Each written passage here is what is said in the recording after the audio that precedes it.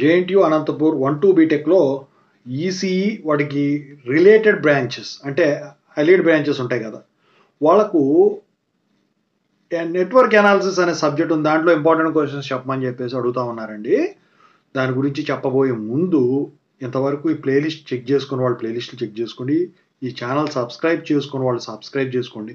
ఈ వీడియోని లైక్ చేయండి, షేర్ చేయండి. మీకేమైనా డౌట్స్ ఉన్నట్టయితే కాల్ మీ 4 ద్వారా కాల్ చేయండి.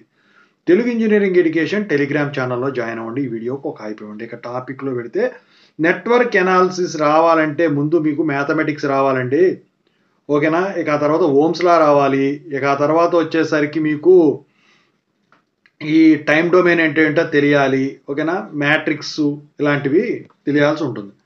ఇక యూనిట్ 1లో చూద్దాము. యూనిట్ 1లో క్వశ్చన్స్ ఎలా ఉంటాయంటే, state and explain different types of elements in network analysis అని చెప్పేసి అడుగుతాడు.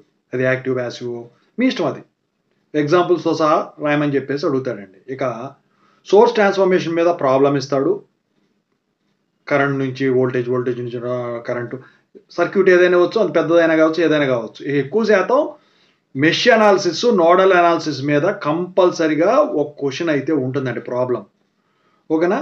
సో అవి డిపెండెంట్ సోర్సెస్ ఇంక్లూడ్ చేసింది కావచ్చు, ఇండిపెండెంట్ సోర్సెస్ అయినా కావచ్చు. అదొకటి ఇవ్వచ్చు, ఇదొకటి ఇవ్వచ్చు.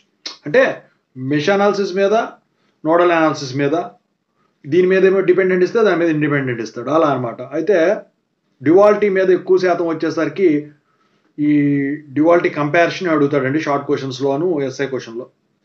సో డ్యువాలిటీ దేనికి దేనికి ఎలిమెంటు అని చెప్పేసి ఇస్తాడండి. ఇక నెట్వర్క్ థియరమ్స్లో థెవెనిన్స్ థియరం కానీ, సూపర్ పొజిషన్ థియరం కానీ, నార్టన్స్ థియరం కానీ, ఇక మ్యాక్సిమం పవర్ ట్రాన్స్ఫర్ థియరం కానీ, రెసిప్రోసిటీ థియరం కానీ, వీటిల్లో వచ్చేసరికి ప్రాబ్లమ్స్ పరంగా కానివ్వండి, స్టేట్మెంట్ పరంగా కానివ్వండి అడిగేదానికి ఛాన్స్ ఉంటుందండి. అందుట్లో కూడా డిపెండెంట్ వేరియబుల్స్ అయినా కావచ్చు, ఇండిపెండెంట్ వేరియబుల్స్ అయినా కావచ్చు,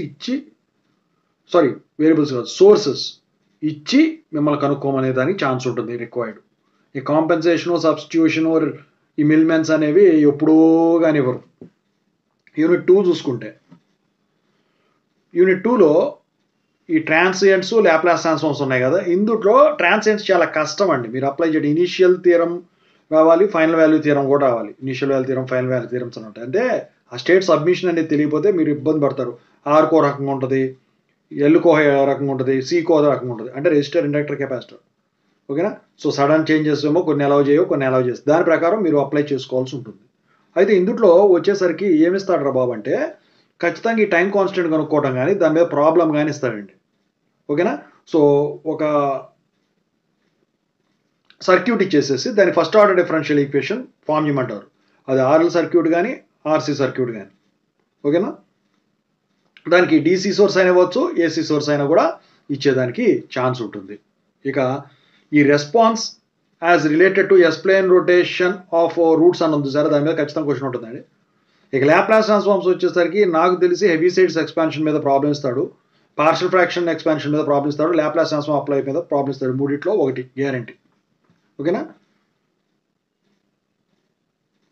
ఇక యూనిట్ 3లో వచ్చేసరికి steady state analysis of AC circuit. So ఇందులో సింగిల్ ఫేజ్ ఏసీ సర్క్యూట్లో ఆర్ఎల్ కానీ, ఆర్ఎల్సి మీద కానీ మీకు ఖచ్చితంగా అయితే ప్రాబ్లం కానీ, డెరివేషన్ పరంగా కానీ క్వశ్చన్ ఇస్తాడండి.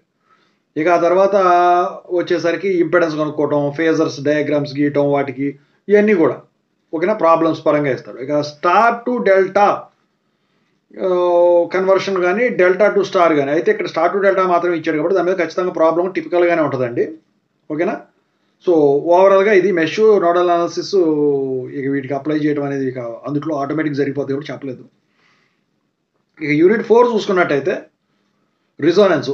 సో ఇందులో వచ్చేసరికి బ్యాండ్ విడ్త్ అంటే ఏంటి, క్వాలిటీ ఫ్యాక్టర్ అంటే ఏంటి అని చెప్పేసి అడుగుతాడండి. అయితే ఇక్కడ సిరీస్ రిజోనెన్స్ కానీ, ప్యారలల్ రిజోనెన్స్, ఎక్కువ శాతం సిరీస్ రిజోనెన్స్ మీద వచ్చేసరికి ఆ ఫ్రీక్వెన్సీ, రిజోనెంట్ ఫ్రీక్వెన్సీ కనుక్కోమంటాం, వాటి మీద ప్రాబ్లమ్స్ ఇచ్చేదానికి ఛాన్స్ ఉంటుందండి, వాటి అడ్వాంటేజెస్, డిసడ్వాంటేజెస్ ఇవన్నీ కూడా, ఓకేనా.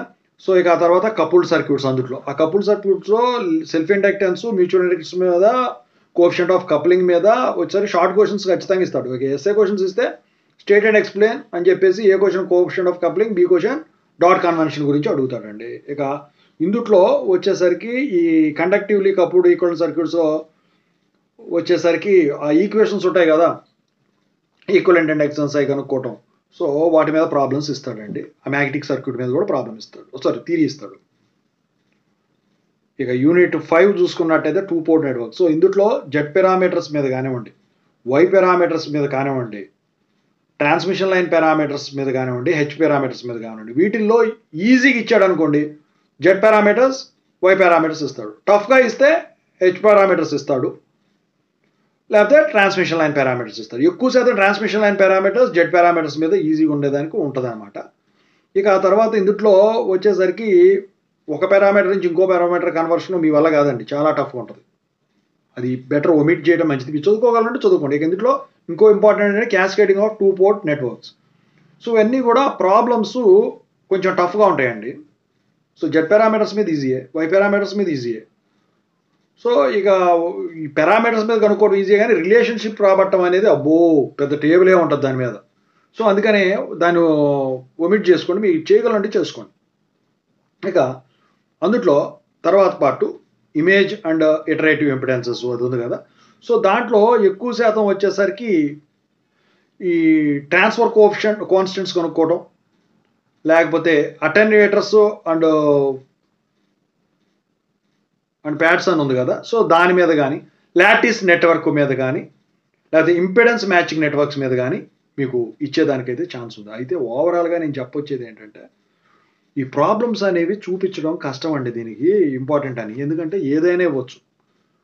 సో జనరల్గా ఇక్కడ మీకు నాకు తెలిసినంత వరకు nodal analysis, mesh analysis, star delta conversion, series parallel problems, ఇక థీరమ్స్, ఇక తర్వాత ట్రాన్సియంట్ అనాలిసిస్లో వచ్చేసరికి సిరీస్ ఆర్ఎల్సి అవి ఉన్నాయి కదా వాటి మీద, ఇక ఆ తర్వాత వచ్చేసరికి ఈ 2 పోర్ట్ నెట్వర్క్స్లో 2 పోర్ట్ పారామీటర్స్ ఉన్నాయి కదా, సో వాటి గురించి ఇచ్చేదానికైతే మ్యాక్సిమం ఛాన్సెస్ ఉంటాయండి. సో ఆ టాపిక్స్ అన్నీ మీరు రాసుకొని మీరు ఎంత వాటి మీద ప్రాక్టీస్ చేయగలిగితే అంత ఈజీగా చేయగలుగుతారు. అసలు ఇవి రిపీట్ అవుతాయి క్వశ్చన్స్ అని చెప్పటానికి కూడా లేదండి. నెట్వర్క్ అనాలిసిస్ అనేది ఒక మహాసముద్రం లాంటిది, ఓకేనా. సో ప్రాబ్లం ఎక్కడి నుంచైనా తీసుకొచ్చేవచ్చు, ఏ సర్క్యూట్ అయినా మీకు ఇచ్చేదానికి ఛాన్స్ ఉంటుంది.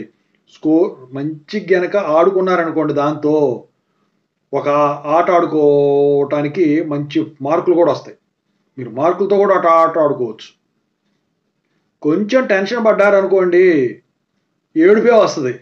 ఇక అర్థమైందిగా ఎగ్జామ్లో. అందుకనే నేర్చుకునేది పద్ధతిగా నేర్చుకోండి. బై హార్ట్ చేయడం కుదరదు, ఇది బై ఎక్స్పీరియన్స్ ప్రాక్టీస్ అవ్వాలి, ఓకేనా. ఇదండి.